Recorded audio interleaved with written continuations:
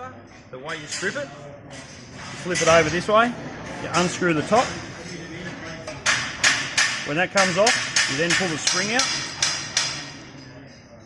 Inside there's got a tube that's got to sit down 5mm when you put it back together, otherwise it won't be right. Tip that out. It's got a high point on the piece there. It's got sides on it there. They've got to fit back in there, and the high point goes to the handle. When you pull it apart, that comes out. Then you unscrew the end. Once you've unscrewed the end, you then grab the rod that pushes the piston out. Then you pull the piston out. That gun is now as far apart as we can do. Put it back together, exactly opposite way to pulling it apart. Push that in first, screw that on second.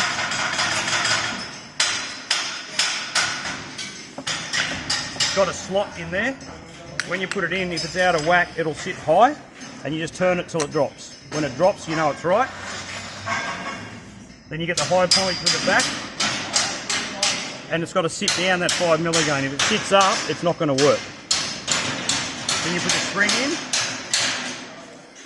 then you put the cap back on, then you do a dry fire.